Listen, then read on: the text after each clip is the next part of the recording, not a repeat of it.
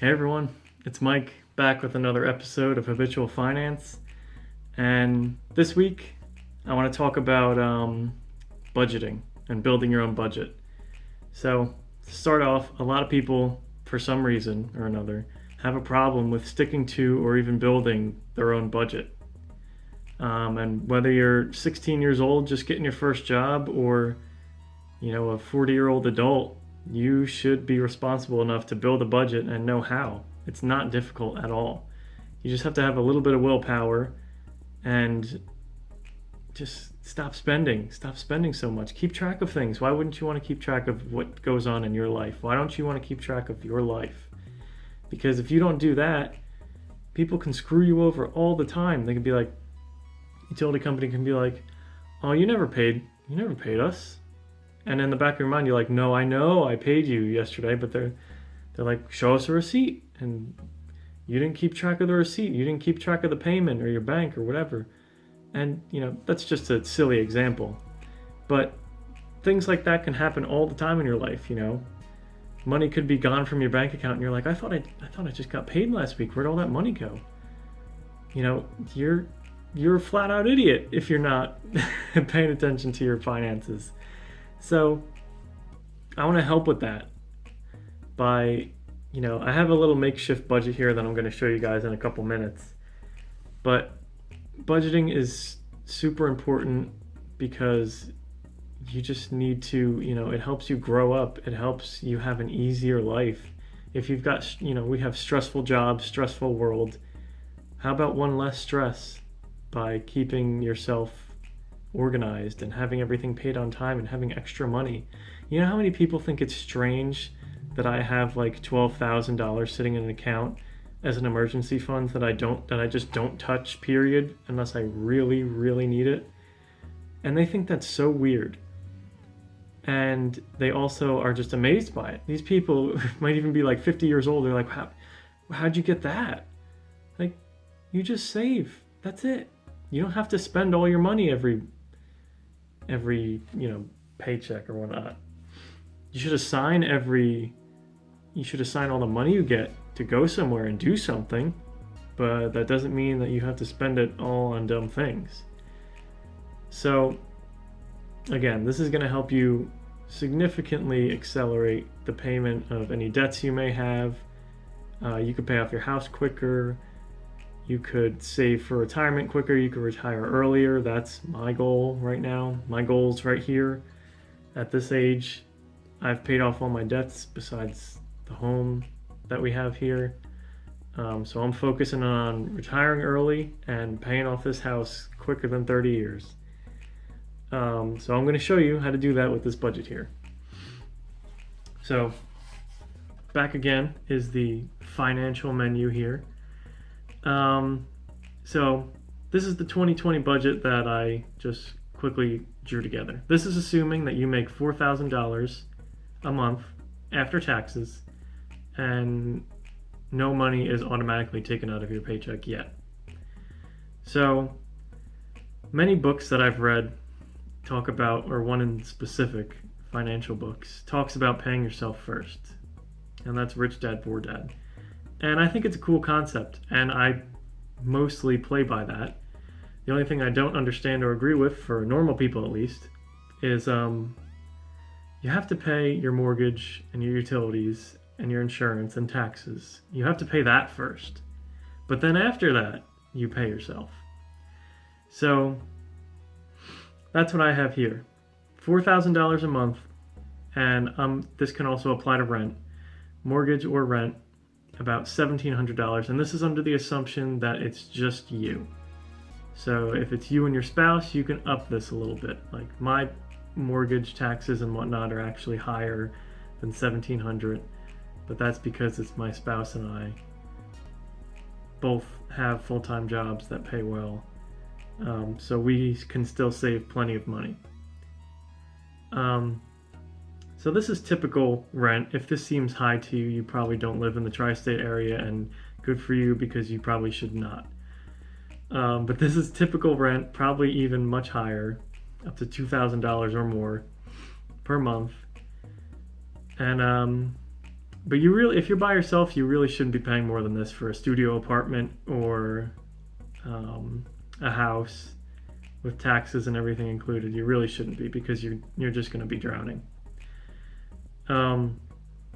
Next on here, I have investments, $600. So that's 15% of this take-home pay for the month. And I would only recommend, at least 15% once you have all your debts paid off, not including your house. And that's because even if the stock market will probably make more, the stock market might return 8% one year and your student loans are only at 5%. You just want to get rid of those student loans anyway, because the stock market's not going anywhere. It goes up and down all the time, and maybe you missed last week's bull run, but it's going to come back again. It's going to drop and it's going to go up again, so don't worry about it. Get rid of those debts first, because they're weighing you down. They're chaining you down. And if something happens, unfortunately, where you can't work or you get a pay cut or who knows what, those debts are still with you, especially student loans. And you don't want that to happen. You just don't want to have to worry about them like most people do. And especially credit card debts. Credit cards, who knows what they are. They're like 25% interest or something crazy. So just get rid of them. Use this 600 plus this extra I'll talk about later towards your debts. And then next, I've got down here like food, like groceries, gas for your car, maybe even car insurance per month. And that's not really too much, especially for one person. And hopefully your car is fuel efficient, or you take public transportation and it's not too much. I purposely, when I moved closer to where I work, because I used to have like a half-hour commute about, which isn't terrible, but it's still not ideal. So now I'm 10 minutes away, so now it's much closer. And so that means I fill up my gas tank once every 2 weeks now, instead of, once every week or earlier. And so then after you see you've got $1,400 left over, which is a hefty sum of money to have left over per month, especially when you're by yourself. So we can give or take that these numbers up here are pretty accurate to what you'll be paying per month, what you have to pay. But the rest of this $1,400 should be going towards something useful. Your money should really work for you. And especially when it comes to your debts. Like, I have down here a couple ideas. Like, first there I have, fun. Have some fun, of course. If you're doing this especially, and you're saving this, you've got this much left over at the end of the month, and you're like, what should I do with it? Have a little fun. That's fine. Go out a weekend with your friends or something. But just don't do it all the time, because you don't need to. Another idea is to start funding, if your company offers it, your HSA, or to put more money in your Roth IRA or your 401k, whatever your company has. Then I would say to put more money towards your mortgage, pay off that house quicker. But the most important one here is to pay off your debts. That is crucial, not including house. You have to pay those off first, no matter what. Because if you don't, again, you're just going to be chained down, and you're going to feel it. Whether you know it or not, it's in the back of your mind that you've got these debts. I had $65,000 worth of student loans when I graduated college, and I lived at home with my parents still, and I made a strict budget. Thankfully, they didn't charge me rent. I'm so fortunate for that. And strict budget, and I put as much money as I could towards my student loans. I paid it off in 2 years. I'm going to do a video breakdown on how I did that later. I kept track of it all in Excel. I'll show you exactly how I did it and exactly why it's important to keep track of it. And it's also important to keep the receipt when you're done, saying that yes, you fully paid off these loans. That to me is more important than my college degree, almost. But anyway, that's just my opinion. You want to have all those debts paid off. Because I know as soon as I got, you don't think about it when you're in college, or you don't think about it when you're at the department store buying things, or you don't think about it when you're going to the bar every weekend, spending hundreds of dollars on drinks. It's outrageous. You're not thinking about it then. But if you can train yourself to think about it more, and if you can train yourself to build a budget and track your spending, you're going to start realizing, when you're out, this drink cost me $15? Well, I can make it for 50 cents at home, and I can just invite my friends over. That's what we do. We usually have our friends over here more often than not, because, if we want to drink and have some fun, you could buy a bottle of alcohol for $20. And wow, that's one drink, maybe two drinks, and you have drinks for the whole night for everyone if you want. Make your own food. We meal prep on Sundays. We make our own food. We save tons of money on grocery shopping every week, and that helps with our budget as well. So when you're keeping track of your budget, you know exactly where all your money is going. Another thing I've spoke about in a previous video is to take out some cash. This is another thing I've been doing. I just started in 2020. Is when I get paid, I have a whole rundown of what I'm doing with that money, where it's going.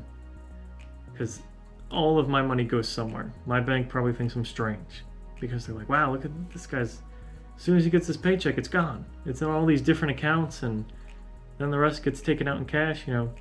I take out about $200 in cash. I have it on me for 2 weeks. That's when I get paid bi-weekly. That's part of what I do. That's part of my budget. And that $200 covers my groceries, my gas for my car, and anything else I want to do. If I want to treat myself, my fiance and I want to go out somewhere, whatever. Or I could save that money every week. Sometimes I have leftovers. Just this past paycheck, I had leftovers when I was done. So I just keep it, and I can, work on a project here at home earlier than I thought I could. I just strictly budget everything. You don't have to do everything right away. You don't have to buy all these things. You just wait. There's plenty of time. Build your investments. Pay off your debts. Build this budget. It is important. It is so important. I'm happy to help. If you guys want to comment below or if it's too personal, but you feel okay to, send me an email with what you've got, your breakdown, what you make, what your scenario is. I know everyone's scenario is vastly different than what I have, but I'd love to help you. Sometimes you even have to get another job, another full-time job, another part-time job, depending on how, bad your situation is. Sometimes you have to sell things that you have. You don't realize that car you bought, I talk about this one all the time. My coworker buying a brand new 2020 or 2019 Tahoe was $65,000, and he's paying who the hell knows what in a month in payments, $650 a month in payments. What do you do with all that? Just be like, oh yeah, but I have in this scenario, but I have $1,400 left over every month. I can afford that. Okay, maybe you can, but do you want to? How about instead if you really need a Tahoe, you need a car that big, get a used one. Or just get another more economical car. Can't imagine what that costs to fill up the tank either.